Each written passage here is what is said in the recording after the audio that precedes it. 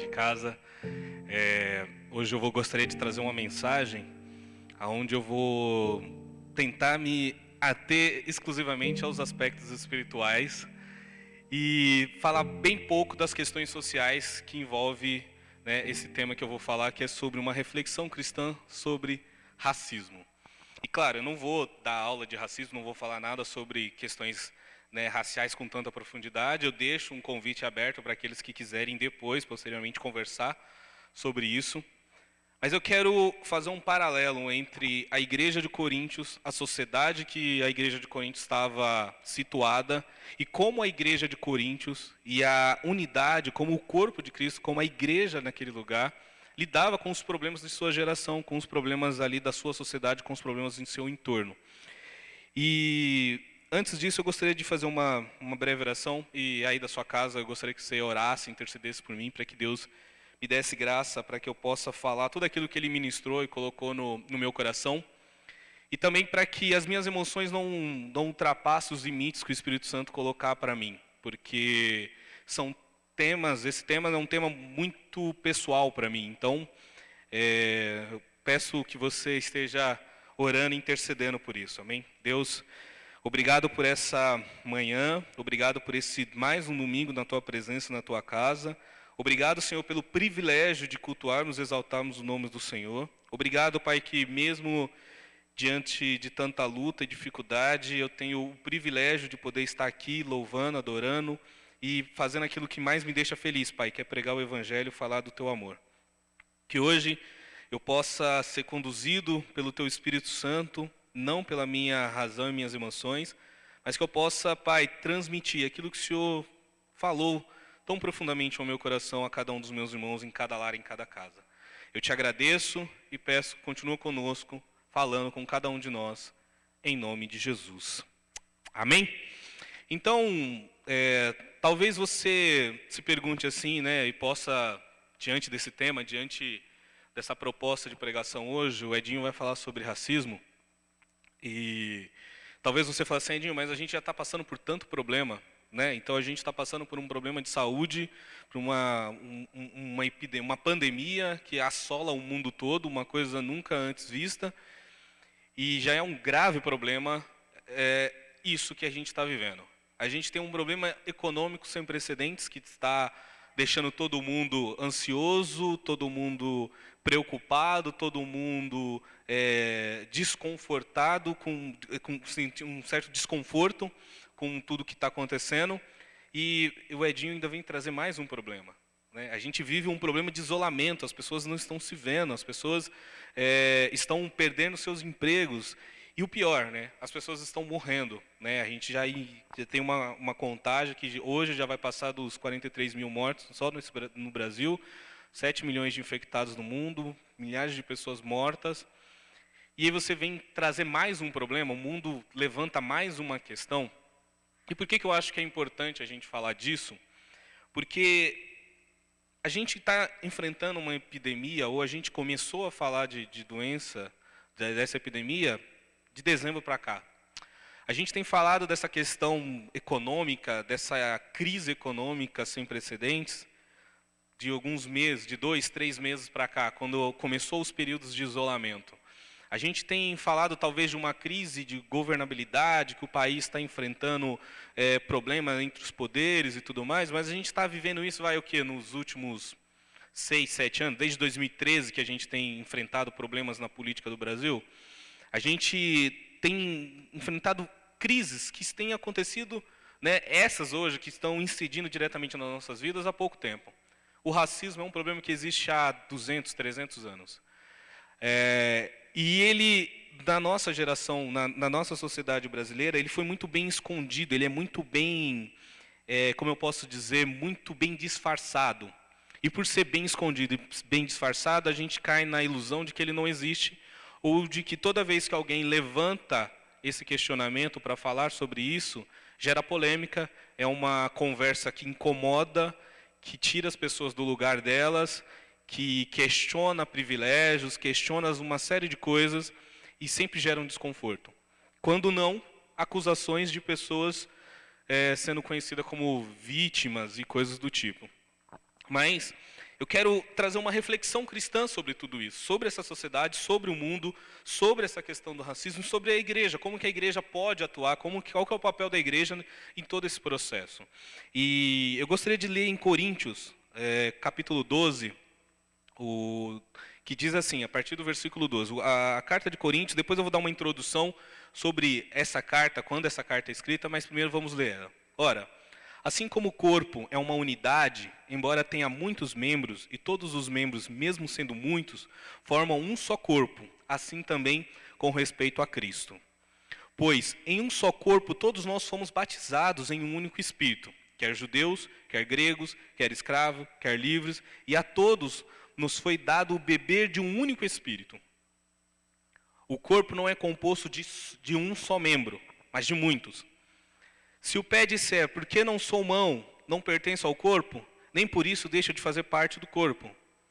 E se o ouvido disser, por que não sou olho, não pertenço ao corpo, nem por isso deixo de fazer parte do corpo.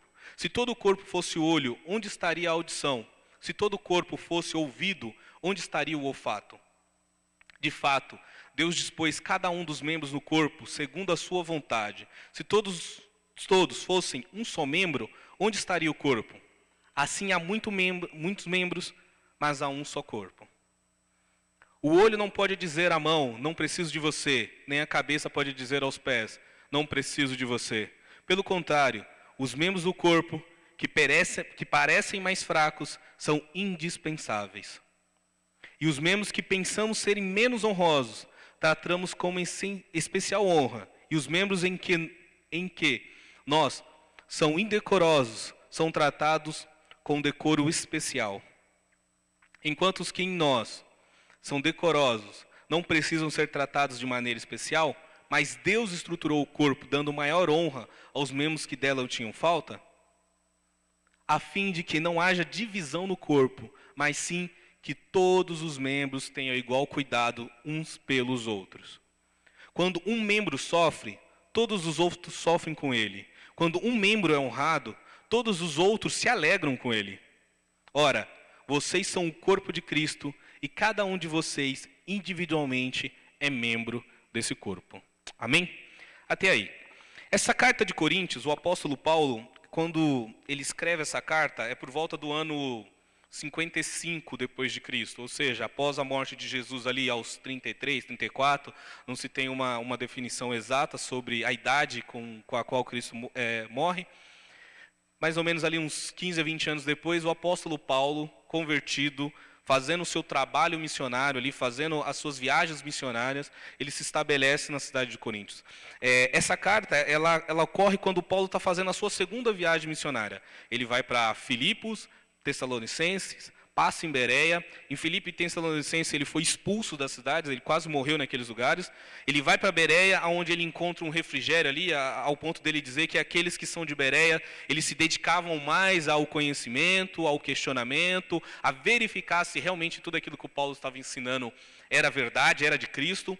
Depois ele sai dali, ele vai para Atenas, onde ele cria, ao meu ver, ele consegue fazer uma leitura da sociedade, ele faz uma introdução ao evangelho naquela sociedade ateniense, uma cidade grande, populosa, com muita cultura, com muita incidência religiosa, e ele consegue ali pegar elementos daquela cultura, olhando para os filósofos daquela religião, para mostrar para eles que Cristo era o Senhor e Salvador. Ele sai daquela região, vai para Coríntios, sai de Atenas, vai para Coríntios. Em Coríntios, Paulo ele faz uma pausa, ele fica lá 1 ano e 6 meses plantando a igreja de Coríntios. E por que é importante a gente parar aqui e pensar por que Paulo para nessa cidade de Coríntios? A cidade de Coríntios ela é cercada por 2 portos, ou seja, ela é uma cidade comercial, onde tem uma circulação muito grande de gente, e ela é uma cidade extremamente estratégica, porque ela era uma cidade muito grande.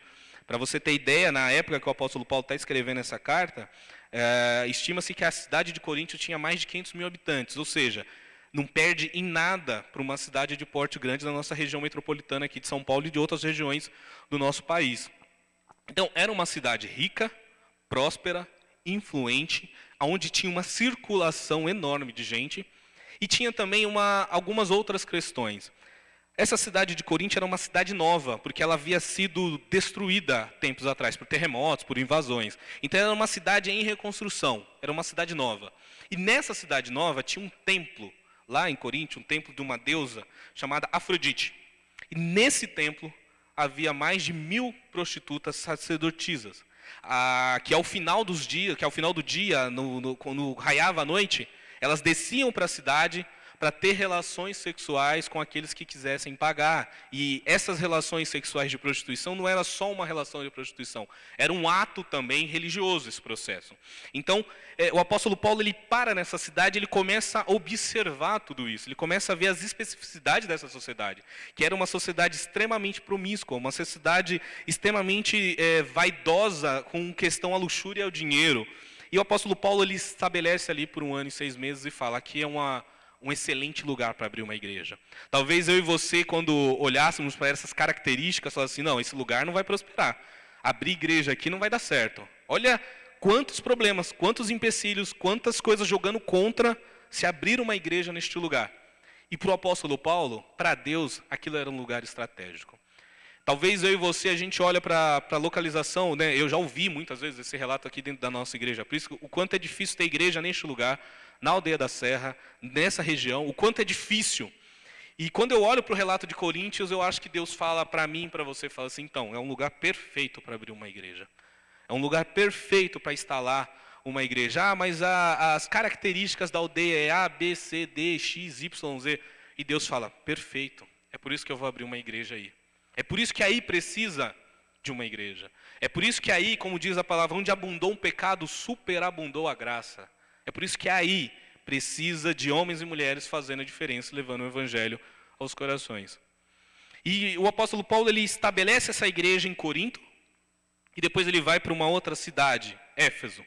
E depois que ele está lá em Éfeso, ele recebe uma carta de uma mulher, uma cristã, chamada Chloe, onde ela faz algumas inquietações ao apóstolo Paulo, porque a igreja de Coríntios, depois que Paulo sai, a igreja de Coríntios passa a ter alguns problemas. E quais são esses problemas que a igreja de Coríntios passa a ter? Ela é uma igreja que ela começa a personificar as lideranças, ou seja, um fala, eu sou de Paulo, eu sou de Apolo, eu sou de Pedro. Aí tem os crentes, sempre tem os crentes, né? Os crentes é chato. Aí sempre tem uns crentes que falam, não, eu sou de Jesus, eu não sou de ninguém, eu sou o mais espiritual de todos. E tinha uma divisão, eu sou de um, eu sou de outro, eu sou de outro. Então, as pessoas personificaram. As nossas igrejas hoje não fazem isso, a gente não cultua os nossos líderes. Né? Em lugar nenhum a gente vê isso. Mas lá em Coríntios, faziam-se. Havia uma outra questão muito complicada também na igreja de Coríntios. Havia uma divisão, ou seja, membros que disputavam entre si ao ponto de quase brigarem, de ter que chamar pessoas, juízes de fora, gentios, pessoas que não eram nem da família cristã, que nem faziam parte da mesma comunhão, para poder resolver os problemas dele. Era irmão processando irmão, era irmão ameaçando irmão, era irmão brigando contra irmão. Havia uma divisão muito grande. Então, tinha uma idolatria às personalidades ali, as facções dentro da igreja, os grupinhos, as panelinhas. Havia também as divisões chegando aos extremos. Dentro da própria igreja, a ideia dessa sociedade pecaminosa, essa sociedade com tanta lascívia, com tanta imoralidade sexual, entrou dentro da própria igreja. E o apóstolo Paulo, ele vai relatar que a igreja, ela achou que estava tudo bem, que poderia ter essas questões, esses desvios morais dentro da igreja que estava certo. Então era uma igreja que era extremamente imoral, uma igreja extremamente infiel aos padrões daquilo que Deus estava trazendo, aquilo que Deus estava reinventando, aquilo que Deus estava mostrando para a igreja, mostrando para o seu povo. Essa era a igreja de Coríntios. E acima de tudo era uma igreja desunida, uma igreja que não se importava uns com os outros, uma igreja que não praticava o ato e o afeto primordial do amor. E o apóstolo Paulo, ele olha para essa igreja e, em resposta a essa irmã que manda uma indagação para ele, Paulo, olha o que está acontecendo com a igreja de Coríntios. E aí o apóstolo Paulo começa a escrever cartas às igrejas de Coríntios. Só conhecimento teológico sem muita necessidade não vai fazer diferença nenhuma na tua vida, mas essa carta de 1 Coríntios, na verdade, é a segunda carta que Paulo está mandando para essa igreja. O apóstolo Paulo mandou 4 cartas para a igreja de Coríntios, só que a gente só tem 2. Essa, 1 Coríntios, que na verdade é a segunda carta, E a segunda Coríntios, que na verdade é a quarta carta, que é a última que ele manda. A primeira e a terceira se perderam na história. Então, é uma igreja que demandou muito esforço para que o apóstolo Paulo conseguisse, mesmo à distância, mesmo enviando Timóteo, mesmo enviando Lucas, mesmo enviando homens que ele foi ali discipulando, foi treinando ao longo do caminho, ele teve que muito trabalho para poder fazer com que essa igreja não se deixasse dominar pela sociedade, pelas influências culturais que a cercava. E isso não é diferente com a gente hoje. A gente vive numa sociedade, a gente vive... por que a igreja ela é tão influenciada? Por uma questão muito simples. A sociedade é constituída de pessoas. A igreja está dentro da sociedade. A igreja é constituída de pessoas. Isso é simples. As pessoas apreendem, vivem, experimentam coisas na sociedade, coisas na cultura, coisas no seu dia a dia, e fazemos uma distinção, ou não fazemos a distinção dentro da igreja. Achamos que não, eu posso incorporar essas práticas aqui dentro. Ontem eu estava ouvindo uma pregação rabínica, onde um rabino chamado Shaim, esqueci o primeiro nome dele, que é bem difícil, mas só o sobrenome que eu lembro, que é Shaim.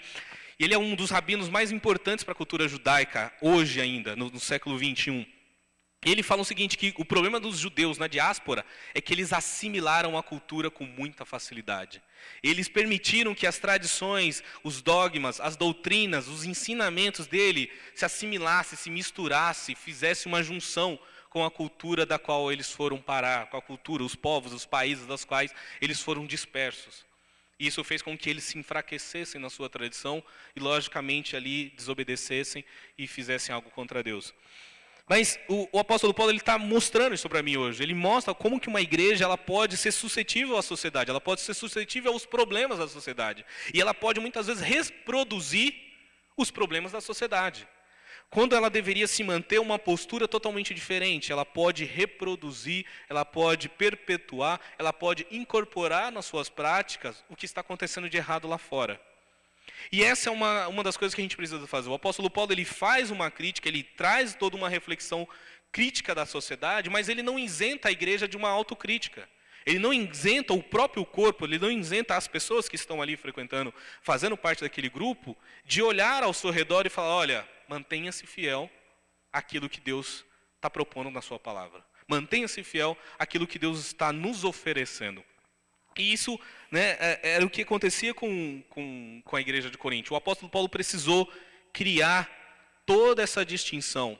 Ed, então era uma igreja problemática? Não, era uma igreja igual a qualquer outra. Era uma igreja que deu ruim, que não funcionou? Então você está me dizendo que o meio foi mais influente que Cristo? Ou seja, a sociedade foi mais forte, foi mais predominante que a igreja sucumbiu? Não, nada disso. Se você for continuar lendo as outras cartas do apóstolo Paulo, continuar lendo a própria carta de Coríntios, você vai ver que não é nada disso.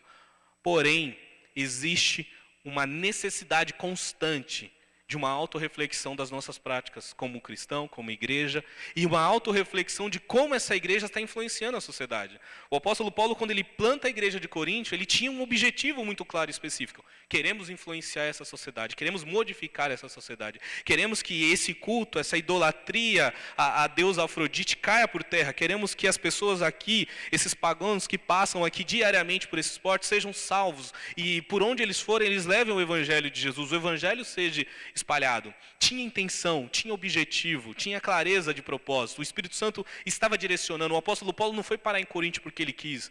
Você vai ler no livro de Atos que ele teve um sonho que fala assim, passa a Macedônia, ou seja, vem falar com os gregos. O apóstolo Paulo ele foi chamado para ser o apóstolo dos gentios, ou seja, aqueles não judeus, aqueles que eram excluídos, aqueles que eram afastados, aqueles a quem não pertencia o reino dos céus. O apóstolo Paulo falou assim, Pedro, Mateus, João, vocês fiquem com os judeus que os gentios são meus. Eu cuido deles. Eu vou levar a palavra de graça, a palavra do amor, a salvação por meio de Cristo. Esse era o apóstolo Paulo, essas eram as intenções da igreja, e isso era o que ele queria fazer. E quando a gente olha para a ideia do que é uma igreja, né, e muito simples, talvez você confunda o que é a sua prática religiosa com a igreja. Amém? Aí você fala assim, nossa, Edinho, mas agora eu não entendi isso. É simples, assim, toda religião, ela tem algumas características básicas. A primeira, ela é feita em comunidade. Não existe religião particular. Toda religião, toda grande expressão religiosa, ela é feita com o outro. Por isso que Jesus, ele deixa muito claro, amar Deus acima de todas as coisas, mas você também tem que amar o próximo como a si mesmo. Jesus, ele fala assim, se você quer realmente dizer e demonstrar que você ama a Deus, você tem que fazer o bem para o seu próximo. As pessoas perguntam, Jesus, quem é o meu próximo? Jesus fala, olha, havia um homem que ele estava descendo uma estrada, ele foi espancado, bateram nele, roubaram ele, deixaram ele largado no meio da estrada, passou um sacerdote, olhou para aquele homem, viu, passou de lado, passou um levita, olhou para aquele homem, passou de lado, aí veio um samaritano, que eram pessoas desprezíveis para o judeu, pessoas com quem os judeus não se falavam, pessoas com quem os judeus tinham um certo preconceito, um certo racismo, podemos assim dizer, com aquelas pessoas, porque eles eram de uma linhagem diferente, eles cultuavam Deus de uma forma diferente, eles tinham tradições e doutrinas diferentes, então eram pessoas afastadas, pessoas inferiores a nós, judeus. E Jesus fala assim, esse homem desceu, pegou aquele homem que estava caído no chão, tratou as feridas, o alimentou, levou para uma hospedaria, pagou por ele e disse, depois eu volto para buscá-lo. E Jesus falou, esse é o meu próximo. Meu próximo é quem necessita. Quem é o teu próximo? O seu próximo é aquele que precisa tanto da palavra de salvação, da palavra espiritual de salvação, de transformação de vida, quanto do pão, quanto da transformação social, quanto da justiça na sua vida. E isso, religião se faz com outro. Outro aspecto interessante da religião são os atos, são os símbolos. Né? A gente batiza, a gente toma Santa Ceia, a gente tem um culto, a gente tem um momento de adoração, a gente tem práticas de oração, a gente tem o jejum, a gente tem atos religiosos. A gente tem doutrinas que determinam, que nos direcionam, que nos explicam o pós-vida, que nos dá sentido porque estamos aqui, que nos orienta, que nos organiza como grupo, como corpo, como sociedade. E a gente tem a expressão. E a expressão é aquilo que você sente, aquilo que você expressa para a sociedade, aquilo que você sente de Deus. Como Deus influenciou, como Deus tocou, como essa religião de fato toca na sua vida. E a igreja de Cristo é uma igreja universal, é uma igreja que está em todos os continentes, nas mais diversas línguas, nas mais diversas culturas, independente dos tipos de estrutura de governo, das condições sociais, dos tipos de raça, classe e cor. É o que está lá no livro de Apocalipse, uma igreja que vai se apresentar diante de Deus de todos os povos, tribos, línguas e nações. E essa igreja, que é gigante, que é mundial, da qual eu faço parte, da qual você faz parte, isso é a igreja universal. Mas também tem a nossa igreja específica, tem a igreja na Aldeia da Serra, aqui na Avenida das Queimadas, nesse bairro, neste lugar, situada aqui. E essa igreja da qual eu faço parte, e me orgulho muito, porque quantas vezes eu estou em conversa com outras pessoas para falar de discussão de igreja, de cristianismo, e eu me pego um literal babão, sabe? Aquele babão que fica assim, que nem eu fico babando para os meus filhos, eu fico muitas vezes falando da minha igreja. E aí eu fico falando, não, a gente tem uma pegada que a gente foca bastante na questão da palavra, a gente se orienta muito pelo que a Bíblia fala, a gente busca isso, a gente tem um compromisso sério de ensino, de discipulado. E aí eu começo a falar do discipulado, que é a cereja do bolo, que a minha igreja é uma igreja que trabalha com um sistema de discipulado. Aí eu começo a descrever o que é o nosso discipulado, que ele é um discipulado que não visa passar conhecimento, mas é um discipulado que passa o conhecimento, trabalha a questão da vida, trabalha a questão do coração, trabalha a questão de ensinamento, de prática, de comunhão, e vou falando, e tenho todo o prazer e orgulho de convidar as pessoas para a nossa igreja. Eu já fui de um tempo que eu não tinha prazer de convidar pessoas da igreja a qual eu frequentava, eu indicava as pessoas para outras igrejas. Quando eu comecei a namorar a Tamires, inclusive, eu mandava ela ir para a Bola de Neve, falava, não venha para cá, vá para lá, porque lá você vai se dar melhor. Mas eu não tenho problema com isso aqui hoje, para a Igreja Prisco. Eu não tenho problema de mandar as pessoas virem para cá. Eu não tenho problema. E qualquer pessoa, qualquer tipo de pessoa. E, claro, eu estou exaltando e falando bem da nossa igreja. Ed, então você não tem uma autocrítica, você não tem críticas à nossa igreja? Claro que eu tenho. A nossa igreja não tem problema? Claro que tem. Toda igreja tem problema, até porque ela é constituída de homens. Talvez a primeira crítica que eu faria a essa igreja é porque os pastores deixam um cara como eu pregar. Seria a primeira crítica que eu faria. Mas, enfim, pela graça de Deus e pela misericórdia deles, eles me deixam. E é isso, essa é a igreja. E essa igreja, que tem qualidades e defeitos, ela é constituída de pessoas, eu e você. Pessoas que estão aqui com os mais diversos problemas, com as mais diversas motivações e com as mais diversas dificuldades que enfrentam. E essas pessoas, essas mais diversas pessoas, essas mais diversas histórias que se encontram aqui neste lugar, que vêm cultuar a Deus, que se reúnem nos dons, que se reúnem nos discipulados, o apóstolo Paulo está chamando de corpo. É isso que nós estamos vendo aqui no livro de Coríntios.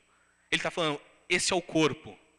Não interessa se você é grego, se você é judeu, se você é escravo, se você é senhor, se você é gentil, todos, independente da sua condição social, da sua condição financeira, da sua origem, da sua descendência, todos em Cristo, ao beber do mesmo Espírito, ou seja, todos que confessam Cristo como Senhor e Salvador, todos aqueles que entendem aquilo que está escrito na palavra de Deus, que somos filhos de Deus, somos irmãos em Cristo, que Cristo morreu por todos nós, sem fazer distinção alguma, somos o corpo. E a palavra corpo no grego, ela é soma. E soma, nas questões matemáticas, ou seja, é você somar com mais um. Toda operação de soma, de adição, ou seja, você soma 1 mais 1 dá 2, você soma 2 mais 2 dá 4, você soma 3 mais 2 dá 5, você vai somando, você vai juntando, você vai criando o corpo. E o apóstolo Paulo ele faz uma distinção do corpo dando os elementos visíveis. Ou seja, uma mão, um pé, um olho, um nariz, a cabeça é Cristo, mas Jesus... Ele está dizendo que assim, olha, cada um de vocês tem uma função a desempenhar nessa igreja. Na igreja universal, na igreja que está atuando no mundo, mas também nessa igreja específica, nesse bairro específico, nessa cidade específica.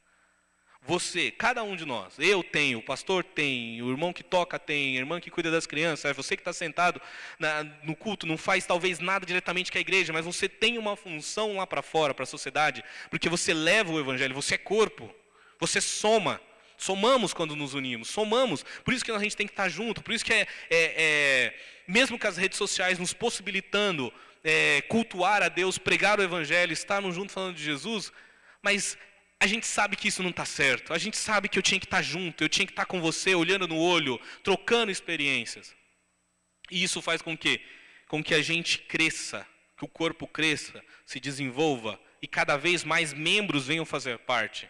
Cada vez mais pessoas venham se juntar com talentos, dons específicos. A igreja de Corinto tinha um outro problema também, ela não sabia distinguir os dons, ela não sabia, ela hierarquizava as autoridades, era uma loucura a questão do culto de línguas naquela igreja, era uma bagunça, o apóstolo Paulo tem que pôr ordem, fala, não, calma aí, tem que ter um intérprete, só 2 fala, se é melhor 5 palavras audível do que 10.000 em línguas, se houver um incrédulo, é melhor que vocês profetizem, falem da palavra de Deus em vez de falar em línguas, a edificação de línguas é interna, ou seja, o apóstolo Paulo teve muito trabalho com a igreja de Coríntios. E nós como igreja Cristo, como um corpo que somos, a gente tem que fazer um olhar reflexivo, muitas vezes, para algo que não está dado. Algo que não está, talvez, para algumas pessoas, não está tão claro, por assim dizer, não está tão evidente. Né? Eu costumo dizer que quando eu trato da questão do racismo, propriamente dito agora, falando um pouco sobre isso, eu falo que o racismo, você não entende racismo. Eu não conheci o racismo porque eu vi um filme que falava sobre questões raciais, sobre escravidão. Eu não entendi o racismo porque eu vi na novela, ou porque eu li algum livro, ou porque lá na escola, quando eu era criancinha, me falaram. Não foi aí. O racismo você sente, você percebe no olhar, você percebe no tom de fala, você percebe na posição que as pessoas te tratam, nos lugares que elas te colocam, você sente o racismo. E eu brinco, eu estava fazendo uma live essa semana com um amigo meu, o Rodrigo, que eu falava assim, eu percebi que eu era preto ouvindo Racionais com 7, 8 anos de idade, porque eu percebia que havia uma questão complicada por ser preto, quando eu ouvia as músicas de rap. Só que eu não sentia aquilo, porque eu estava acolhido pela minha bolha, meus pais, minha família, meus amigos, que a maioria eram negros como eu, então a gente vivia no nosso mundinho ali, então a gente está protegido pela nossa bolha. Mas quando você começa a sair da sua bolha, você começa a ver que tem alguma coisa que te incomoda, tem alguma coisa que incomoda as pessoas, e você não sabe explicar por quê. Você não entende por que isso. Eu não vou ficar aqui descrevendo todos os atos racistas que eu já sofri na minha vida, até porque também eu já superei aquela discussão que as pessoas, quando querem diminuir qualquer fala ou qualquer reflexão sobre racismo, que você é vítima, né? Você vai ficar com esse discursinho vitimismo. Não. aqui você não encontra a vítima de jeito nenhum, pode ter certeza. E eu até brinco, assim, eu escutei rap demais na minha vida para não ser vítima. E só que, o que acontece? Existe um problema gravíssimo na nossa sociedade. Assim como na sociedade de Coríntios, assim como na cidade de Coríntios, havia problemas gravíssimos que influenciavam, que adentravam dentro da própria igreja, e muitas vezes a própria igreja não percebia aquilo. Hoje, nós temos problemas sociais. Eu estou trazendo um, que é o racismo. Mas a gente tem problema, por exemplo, com a questão das mulheres. O quanto a gente é uma sociedade machista e a gente trata mal as mulheres. A gente tem um problema com os idosos, a gente tem problema com o pobre, a gente tem problema, por exemplo, dentro da nossa igreja, a gente tem um sério problema, né, eu falo Igreja Universal, que são os relacionamentos. Hoje as pessoas não conseguem se relacionar. E a pandemia tem mostrado isso, pessoas estão se separando porque não conseguem conviver uns com os outros. A gente tem inúmeros problemas dentro da igreja. Só que a gente, muitas vezes, cai numa ilusão de que assim, eu vou para a igreja para receber a minha bênção. E esqueço que eu sou corpo. E como o apóstolo Paulo fala assim, olha, o benefício de um membro é o teu benefício. E quando um membro sofre, você também sofre. Ou seja, se eu estou andando, estou jogando bola e chuto o paralelepípedo, o meu pé vai doer, só que o meu corpo todo vai sofrer. Aí eu vou falar assim, pé, o problema é teu, você foi burro, se vira. Se vira aí, eu estou à mão, eu estou aqui concentrado em outra coisa. O meu olho, minha audição está concentrada em outra coisa. Não. A partir do momento que uma parte do meu corpo se fere, todo o meu corpo se mobiliza em função daquilo. Todo o meu corpo sente em função daquilo. Esse deveria ser o espírito que deveria reinar nas nossas igrejas. Quando alguém levanta a mão e fala, estou sofrendo por causa disso, disso, disso. Eu não deveria olhar para o lado e falar assim, não, você está exagerando. Não é bem assim. Não, para com isso. Não, a gente tem coisas mais importantes para tratar. E muitas vezes a gente acha que é possível. Como eu falei, se eu bater o meu dedinho, ele vai ficar me incomodando. Eu posso ir trabalhar, eu posso estudar, eu posso vir pregar, eu posso fazer N coisas. Mas eu vou continuar com o incômodo, que vai me incomodar, que isso pode, muitas vezes, gerar um problema mais grave, se não for tratado, se não for curado. Isso é o racismo. O racismo é aquela máxima, né, que trata o outro como inferior intelectual, espiritual, material, fisiológico. Ele trata o outro como inferior, ele atribui ao outro, inclusive, questões morais. Ou seja, você é mais propenso a cometer tais e tais atos pela cor da sua pele. Uma vez, eu conto sempre isso, que para mim foi um exemplo muito interessante sobre um ato racista que eu sofri. Eu morava no Butantã, como eu já falei várias vezes, e lá perto tem um batalhão de polícia. E eu lembro que uma vez eu vindo da faculdade, né, eu tinha ido na faculdade, era um sábado isso, eu lembro, eu tinha um trabalho de manhã e voltei da faculdade e tive que descer um pouco distante da minha casa e vim andando na avenida, porque eu tinha que comprar alguma coisa, não lembro o que era. E lá, quando se formava novos policiais, eles iam para as ruas. E eles andavam em grupo de 4, 5, e uma distância de a cada 300 metros você encontrava um grupo. E eu lembro que em um percurso de 1,5 km eu fui abordado 4 vezes. Ao ponto que na última vez eu falei, policial, mas eles acabaram de me abordar ali. Ele falou assim, eu não quero saber, cala a boca. E me revistava. E era engraçado que durante o dia, você é uma avenida movimentada, era uma avenida comercial movimentada, e ao andar, e cada vez que eu era abordado, eu percebia que tinha mais, 100 pessoas ao meu redor, circulando, passando, e nenhuma delas era. A maioria não era, só eu. E aquilo foi uma das coisas que me marcou muito, que eu falei assim, mas por que eu? Por que todos eles olharam para mim? Por que todos eles olharam para mim com um olhar diferente? O que eu fiz? E aí, dentro desse processo, acontece uma outra coisa que o movimento negro chama do clareamento, né? De como você vai se clareando ou quando você tem a tutela do branco. E é bem interessante, porque dentro da minha mochila, eu sempre andava com livros, né? E essa é uma estratégia. Eu lembro que o dia que eu falei isso no meu trabalho, num seminário que estávamos fazendo sobre racismo institucional, e eu falei assim, eu sempre ando com livros na minha mochila. E a pessoa, por quê? Eu falei, porque se a polícia me parar, eu falo que sou estudante, aí eles me liberam mais rápido. Eles não ficam me enchendo o saco. Aí as pessoas assim, e você anda com livro até hoje? Eu falo, gente, até hoje, é difícil eu sair de mochila e não tacar livro dentro dela. 2, 3. E não é um só não, tem que ser 2, 3. Aí você fala assim, Edil, mas você não precisa disso. Eu falei, pois é, mas psicologicamente eu já estou treinado a fazer isso. Eu não consigo parar, eu faço. Sabe o que eu estou querendo mostrar com isso? Que o racismo te adoece, psicologicamente. E eu lembro que quando eu falei isso, as pessoas tomaram um certo susto, mas eu usava isso, e aí quando eles me abordavam, e eu começava a falar com eles, olha, eu trabalho, eu faço faculdade, olha, eu sou evangélico, porque sempre tinha a Bíblia também dentro da minha mochila, o discurso muda, garoto, vai lá, vai embora, Deus te abençoe, bom trabalho, bom estudo e tal. Mas eu com a boca fechada, sem a minha mochila ser aberta, eles tinham uma outra visão a meu respeito. Quando eu abro a minha boca e começo a falar, a visão muda. Quer ver o último exemplo para falar disso, que é bem interessante, que é o que eles chamam da tutela do branco? Eu era muito parado pela polícia, como eu falei, sobretudo quando eu dirigia, eu e meu irmão estavam no carro, coisas do tipo, algum amigo, a polícia sempre nos parava. E quando eu comecei a namorar a Tamires, aconteceu um fenômeno interessante para mim e para ela. Nos relacionamentos anteriores da Tamires, que ela não namorava com homens negros, ela nunca havia sido parada pela polícia. Nunca na vida dela. Toda vez que fui parado com a Tamires, eles nunca pediram para eu sair do carro. Eles sempre olham para dentro do carro e me liberam. Então, olha que interessante. Ela nunca foi parada e eu parei de ser abordado. Ou seja, eu não preciso mais sair do carro, me revistar o carro. Olha como que a relação muda. O movimento negro chama isso de tutela do branco. Toda vez que você tem atos parecidos com uma pessoa branca, ou toda vez que você tem um branco perto de você, o racismo diminui. E isso explica porque as pessoas vêm com aquela massa de que o próprio negro é racista. Isso é uma puta balela, mas é um outro momento que a gente pode discutir depois. Então, só para introduzir um pouco do que é o racismo e das consequências que o racismo traz na vida das pessoas, o sofrimento psíquico, sofrimento emocional. E aí, uma das coisas que a gente precisa fazer como sociedade é se questionar.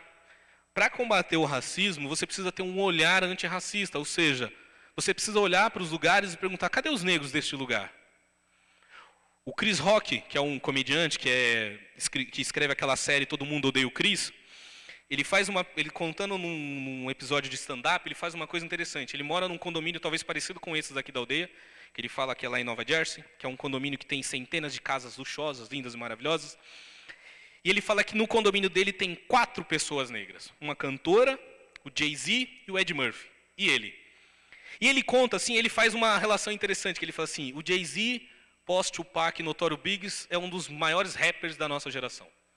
O Ed Murphy é um dos maiores comediantes da nossa geração. A cantora lá, que eu esqueci o nome, é uma das maiores cantoras da América. Ele fala assim, e o vizinho do meu lado é só um dentista. Ou seja, para um negro morar aqui, nessa região, neste lugar, ele tem que ser muito excepcional. Mas um branco qualquer, uma pessoa qualquer pode ser isso. E quando eu estou usando essas expressões branco e negro, eu sei que aí na sua casa você deve estar se coçando. Ai, Edinho, por que você está falando essas coisas? Ai, pastor, por que você está deixando esse menino pregar essas coisas na nossa igreja? Por quê? Porque a gente é tudo igual, é raça humana. O Morgan Freeman já fez um vídeo para parar de falar do racismo, né? Eu e o pastor estava conversando ali antes de eu começar a pregar sobre o nosso peso, né? Se eu parar de falar que estou gordo, será que eu vou emagrecer? É óbvio que não. Eu estou gordo, a gente está gordinho, então a gente tem que fazer uma única coisa, é seguir lá a dieta que a Michelle manda e seguir os exercícios do Denis. Caso contrário, eu ficar falando, olha, eu não estou gordo, eu não estou gordo, eu não estou gordo, não vai adiantar nada. Eu vou continuar gordo. Continuar falando, não existe racismo, não existe racismo, não vai adiantar nada, o racismo continua existindo. Racismo é não falar sobre racismo. E o que isso tem a ver com a igreja? O que isso tem a ver conosco? É só você olhar para o que o apóstolo Paulo está falando. Gente, quando um membro do corpo sofre, todo o corpo sofre. Se somos igreja, se somos corpo, quando uma pessoa levanta a mão e fala, olha, eu sofri racismo, isso me incomoda.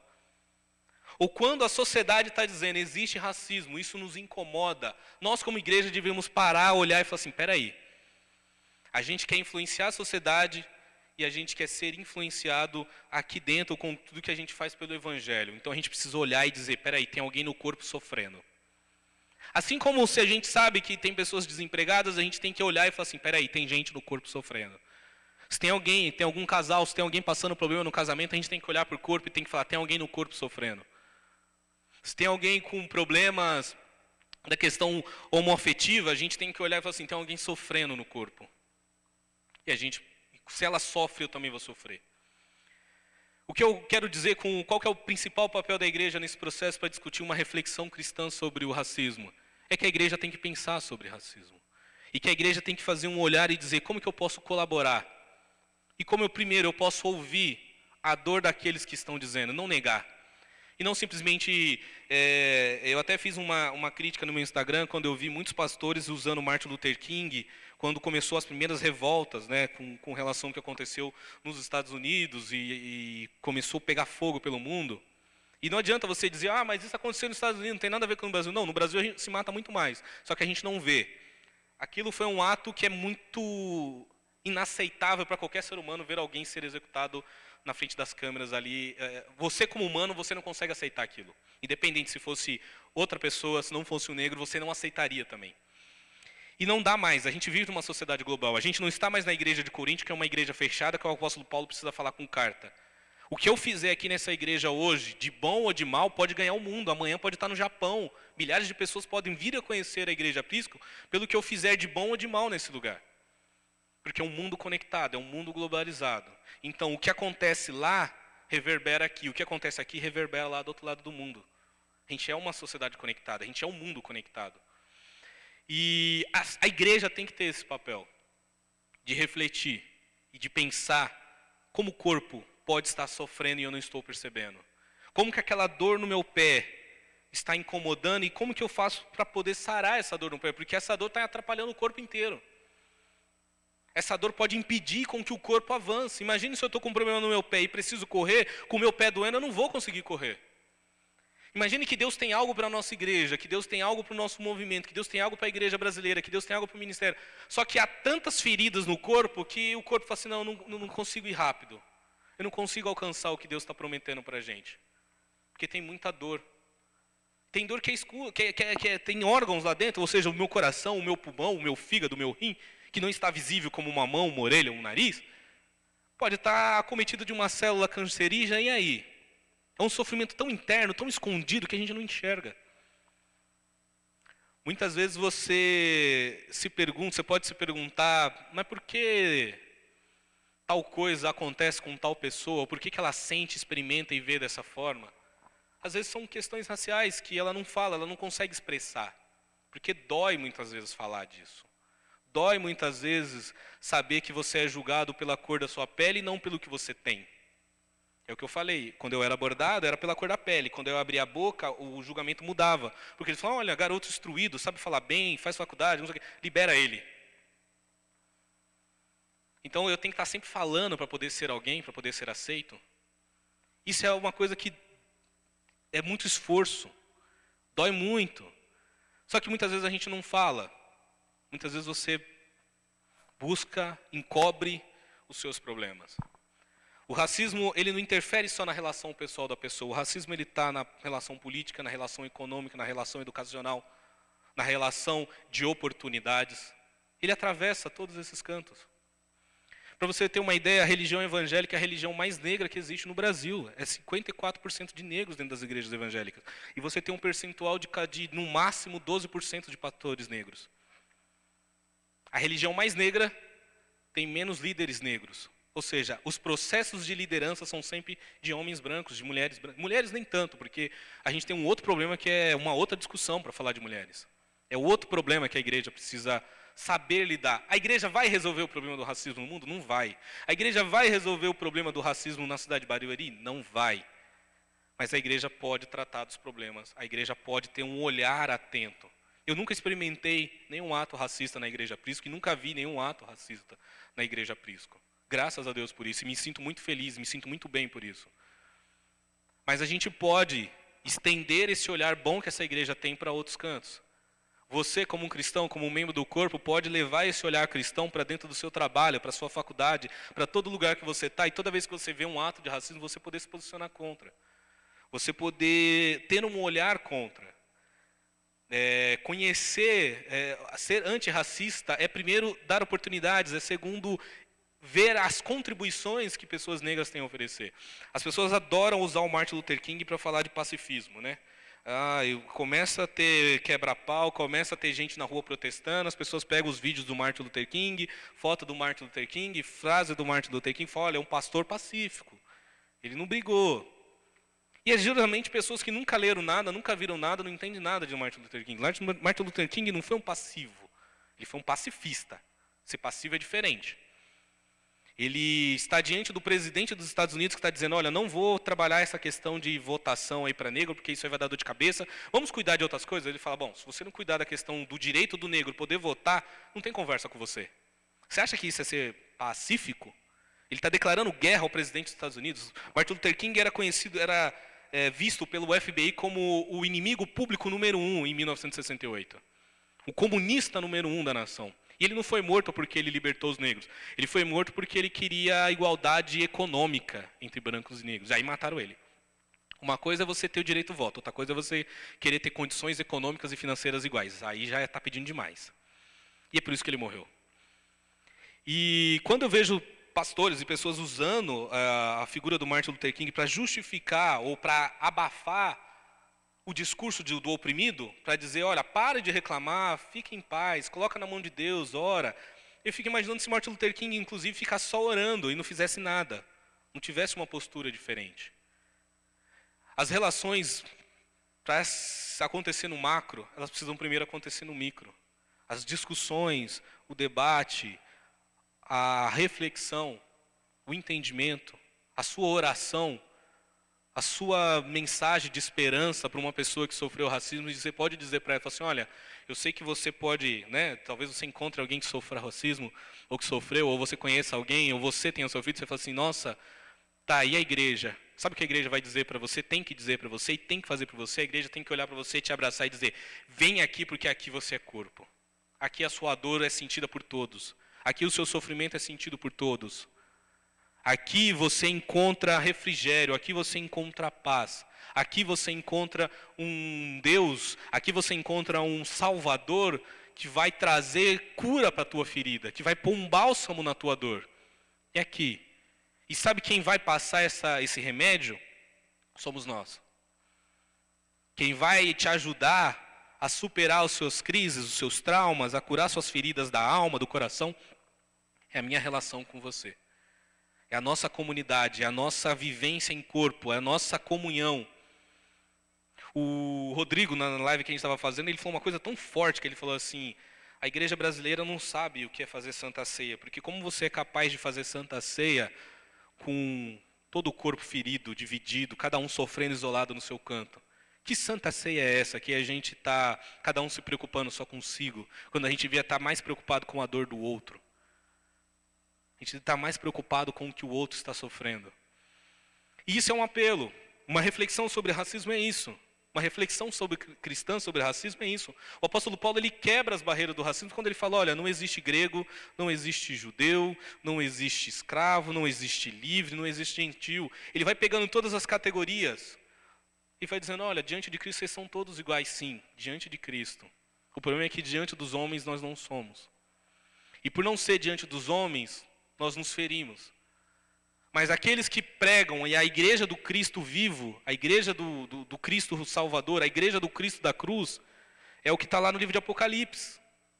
Uma igreja de todos os povos, tribos, línguas e nações. Uma igreja onde pessoas feridas encontraram um remédio. Uma igreja onde pessoas doentes encontraram um médico. Uma igreja onde pessoas que estavam acometidas de tanta dor e de tanto sofrimento por tanto tempo, encontraram alguém que ofereceu um jugo suave e um fardo leve, e dizendo, vinde a mim todos que estáis cansados e oprimidos, e eu vos aliviarei. É a igreja de um Cristo que olha para uma prostituta e chama ela de filha, que olha para um leproso e chama ele de filho. É a igreja que olha para um pecador, para um assassino, para um homem desprezível como Paulo e transforma ele num missionário, num plantador de igreja, num mestre, num pastor, num líder, para mudar a vida das pessoas, para mudar a sociedade. Um homem que era tão judeu, mas tão judeu que perseguia e matava aqueles que sequer citassem o nome de Jesus. Mas a conversão dele foi tão radical que ele falou assim, agora eu não quero pregar nem para judeu, eu quero ir para aquele que não é judeu em hipótese alguma, eu quero pregar para o não judeu. Esse vai ouvir o evangelho. Então, essas são reflexões cristãs sobre a igreja. Uma igreja antirracista. A gente pode não ser racista aqui dentro, mas a gente pode ser antirracista quando a gente incentiva os membros, esse é o meu incentivo a todos vocês, aqueles que me ouvem, a cada vez mais a gente pensar nessas questões. Mesmo que você fale assim, Edinho, mas eu nunca presenciei nada dentro da nossa igreja, eu nunca vi nada acontecendo. Graças a Deus por isso, que isso permaneça assim. Mas que a gente leve essa bondade, essa graça, essa comunhão, essa paz, esse amor, essa certeza, esse discipulado que a gente tem lá para fora. Talvez, eu tenho certeza que você conhece pessoas que sofram, que passam. Talvez se você não conhece, nunca ouviu nenhum relato, talvez se espantou com os meus relatos aqui, que é quase nada perto de tudo que eu já vivi. Não sei, se você tiver coragem, tenta conversar com alguém. Pergunta, como é que é para você? O que você já enfrentou? Você concorda com aquilo? No Domus, essa semana, eu espero que vocês toquem nesse assunto. Não fale só do corpo. Como que é? Quem tem relatos para contar? É mimimi mesmo? É vitimismo mesmo desse povo aí, desse pessoal? Ou realmente dói na carne? Então, acho que é isso que eu queria trazer para vocês hoje. Eu não vim convidar, e não fiz convite, nem quero fazer convite ninguém a ser militante, ninguém a ser ativista, de nada. Sempre que eu estiver nesse púlpito, eu vou estar te convidando, te incentivando, te exortando, e como o apóstolo Paulo nos obriga e nos orienta a fazer, te incentivando a ser cada vez mais cristão. E quando mais cristão você é mais humano. Porque o pecado é que nos desconstituiu da nossa condição humana. Foi lá no Éden, quando o pecado entrou, que Adão permitiu com que todas essas mazelas que assolam a humanidade adentrassem para a nossa sociedade, para o nosso mundo. E quanto mais cristão eu sou, mais inclusivo eu sou, mais humano eu sou, mais eu sinto a dor do outro, mais eu reflito sobre os problemas do outro, e mais eu quero me implicar nos problemas do outro. Então esse é o meu convite. Te convido a ser um cristão, porque se você for um bom cristão, você vai ajudar a combater os problemas que a nossa sociedade enfrenta hoje. Os muitos problemas que ela enfrenta. Seja na sua casa, no seu trabalho, na sua faculdade, por onde quer que você circule. Eu tenho um livro, eu não acho que você vai encontrar ele com facilidade, que chama O Grito da Consciência, do Martin Luther King. É um livro muito bom. Não vou prometer que eu vou emprestar, porque ele está desfalecendo. Ele não tem mais edição, então o máximo que a gente pode fazer é eu conversarmos sobre o livro, eu emprestar por um dia ou dois, você me devolva.